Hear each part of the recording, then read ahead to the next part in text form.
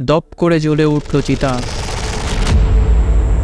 এবং যেন কেউ বসে আছে চিতার জ্বলন্ত আগুনের মধ্যে। জ্বলন্ত আগুনের শিখায় পুড়ছে সেটির সম্পূর্ণ শরীর, অথচ সেটি অদ্ভুত ভঙ্গিতে হাসছে, যেন জ্বলন্ত আগুনের শিখায় সে আরও শক্তিশালী হয়ে উঠছে।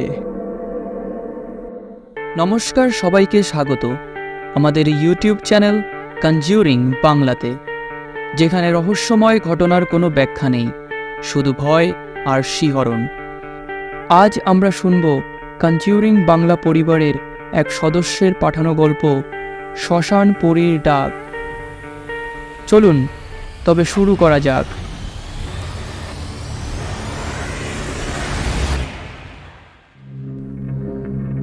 গ্রামের নাম ময়নামতি, এক মনোরম গ্রাম।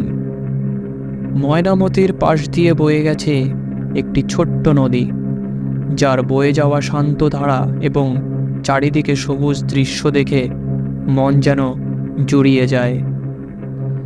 দিনের বেলায় সূর্যের আলোতে ময়নামতি যতটা সুন্দর, রাতের অন্ধকার নামলে গ্রামটি ঠিক তার থেকেও বেশি আতঙ্কজনক। আমাদের আজকের আধুনিক সমাজে সব জায়গাতে বিদ্যুতের আলোয় রাতের অন্ধকারকে যেমন দূরে সরিয়ে রেখেছে, ওই গ্রামটি সেই সময় তেমনটা ছিল না। সেখানে বিদ্যুতের আলোর কোনো ছোঁয়াও ছিল না, তাই রাত্রি নামার সাথে সাথে এই সম্পূর্ণ পরিবেশটাও পাল্টে যেত। গ্রামের এক যুবক, নাম রঘু, যে ছিল সবার প্রিয়। ছোট বড় সমস্ত বিপদে আপদে সবার আগে এগিয়ে আসতো রঘু সমস্ত গ্রামবাসীর পাশে। রঘুর বয়স তখন 32। সে ছিল প্রচণ্ড সাহসী, আর তার শরীরে ছিল অদম্য শক্তি। বছর 2 আগে এই গ্রামে ছিল চোরের উপদ্রব। গ্রামের লোকেরা চোরের উপদ্রবে অতিষ্ঠ হয়ে পড়েছিল। একদিন রাতে রঘু হাতে এক লাঠি নিয়ে একাই সেই চোরের দলকে ধরে মেরে তাদের গাছের সাথে বেঁধে রেখেছিল। পরদিন যখন গ্রামের প্রধান তাদের সালিশি করে, তখন তারা কথা দেয় যে তারা আর কখনো চুরি করবে না। সেই থেকেই রঘু সমস্ত গ্রামবাসীর কাছে অতি প্রিয় হয়ে ওঠে। গ্রামের প্রধানের বৃদ্ধ বাবা বেশ কিছুদিন থেকে অসুস্থ ছিলেন। তিনি আজ মারা গেছেন। নাম ছিল শ্যামবাবু। রঘু ও গ্রামের অন্যান্য লোকেরা মিলে শ্যামবাবুর সৎকার করেন। সেদিন পরিবেশটা ছিল মেঘাচ্ছন্ন, কেমন জানি অন্যান্য দিনের থেকে আলাদা। সমস্ত ক্রিয়াকর্ম সেরে ফিরতে ফিরতে সকলের রাত হয়ে যায়। রাতে বাড়ি ফিরে রঘু স্নান করে খেয়ে দিয়ে ঘুমিয়ে পড়ে। এইভাবে 2 দিন কেটে যায়, কিন্তু তৃতীয় দিন রাতে প্রতিদিনের মতন রঘু বিছানায় শুয়ে পড়ে। সারাদিন মাঠে কাজ করে আজ সে একটু ক্লান্ত হয়ে পড়ায় কিছুক্ষণের মধ্যে রঘু ঘুমিয়ে পড়ে। রাত্রি তখন 3টে। ঘুমের মধ্যে শুনতে পায় যে কেউ তাকে যেন ডাকছে, আয় রঘু আয়। তার শরীর যেন ঘেমে ভিজে গেছে। সে শুধু বারবার শুনতে পায় সেই একই ডাক। হঠাৎ তার ঘুম ভেঙে যায় এবং লাফিয়ে উঠে বসে বিছানার উপর। সে বুঝতে পারল সে ঘুমের মধ্যে স্বপ্ন দেখছিল। রঘু বুঝতে পারল স্বপ্নের মধ্যে যে তাকে ডাকছিল সে আর কেউ নয়, তিনি হলেন প্রধানের বৃদ্ধ বাবা শ্যামবাবু। রঘু মনে মনে ভাবতে থাকে, কিন্তু এটা কি করে সম্ভব? সে তো মারা গেছে গত 3 দিন আগে। তার সৎকার করা হয়েছিল সেখানে, আমি নিজেও উপস্থিত ছিলাম। অবশেষে সে ভাবল এটা তো স্বপ্ন ছিল, তাই এটা সত্যি হতে পারে না। রঘু আবার ঘুমিয়ে পড়ে। সেই রাতে সে আর কিছুই বুঝতে পারে না। পরদিন সকালে ঘুম থেকে উঠে সে প্রধানের বাড়িতে যায়। গিয়ে দেখে প্রধান এবং তার স্ত্রী বৃদ্ধ বাবার মারা যাওয়ার শোকে কষ্ট পাচ্ছিল। রঘু ভেবেছিল সে প্রধানকে কাল রাতের স্বপ্নের কথা বলবে, কিন্তু তাদেরকে দেখে সে ভাবল যে এটা তো স্বপ্ন ছিল, ওটা নিয়ে আর কথা না বলাই ভালো। সেদিন বিকেলে রঘু বাজার থেকে ফিরছিল। ফিরতে ফিরতে চারিদিকটায় অন্ধকার নেমে আসে। রাস্তাটা শ্মশানের পাশ হয়ে গেছে। বাজারটা গ্রাম থেকে 1 মাইল দূরে ছিল। পথ ধরে রঘু হাঁটতে হাঁটতে আসতে থাকে। হঠাৎ শুনতে পায় একটি পায়ের আওয়াজ, যেন কেউ তার পিছু নিয়েছে।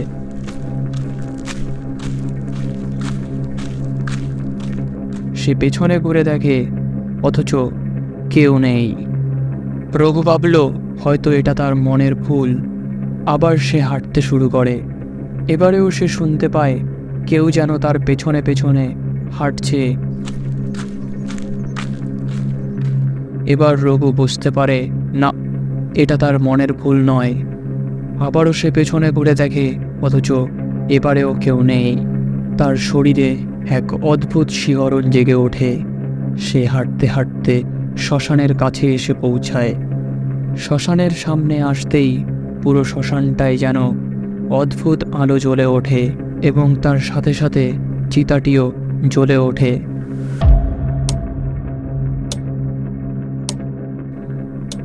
আর সেই আগুনের মধ্যে বসে আছে একটি জীবন্ত দেহ। সেটি ক্রমশ পুড়ছে, অথচ তার মুখে এক অদ্ভুত হাসি।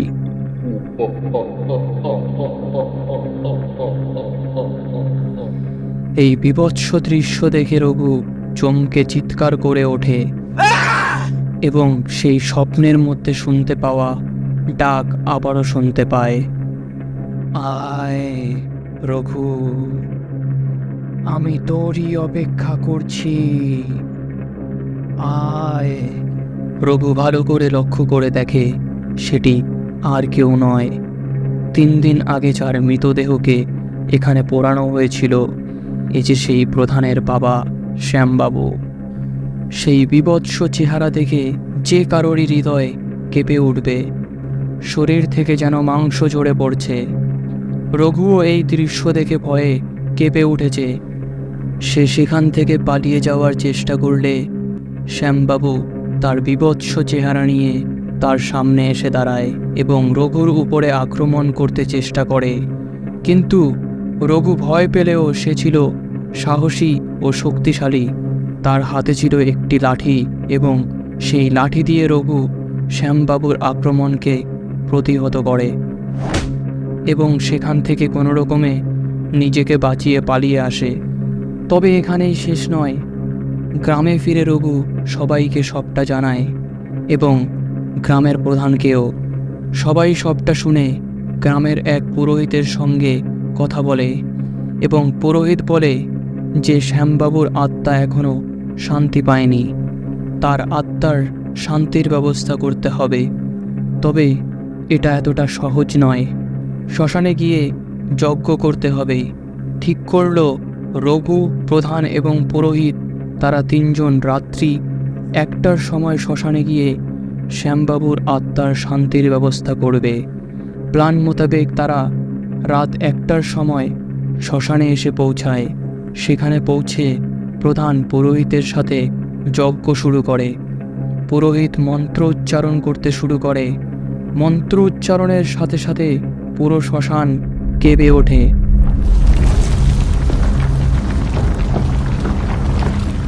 চারিদিক থেকে ঝোড়ো হাওয়া শুরু হয়ে যায়। শুনতে পাওয়া যায় শ্যামবাবুর সেই হিংস্র হাসি।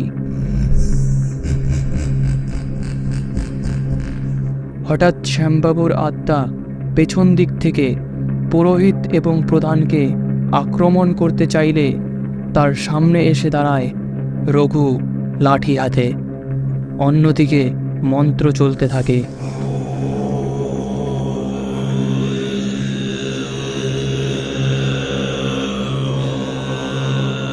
শ্যামবাবুর আত্মা ক্রমশ চেষ্টা চালিয়ে যায় যাতে যজ্ঞ বন্ধ হয়ে যায়। রঘুও তার সামনে বাধা হয়ে দাঁড়িয়ে থাকে। তাদের দুজনের মধ্যে প্রচণ্ড সংঘর্ষ হতে থাকে এবং পুরোহিতের শেষ মন্ত্র উচ্চারণের সাথে সাথে শ্যামবাবুর আত্মা এক অদ্ভুত আওয়াজ করে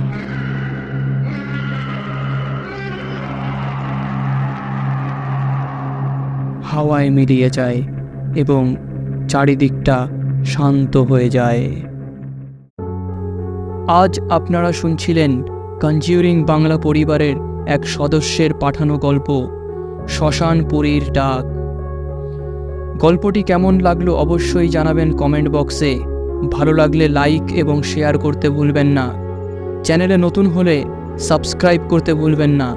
আর আপনারা যদি কেউ আপনাদের নিজেদের কোনো গল্প শেয়ার করতে চান আমাদের সাথে, তবে ডেসক্রিপশনে দেওয়া ইমেলে মেল পাঠাতে পারেন। তাহলে পরবর্তী গল্পটি হবে আপনার। ধন্যবাদ।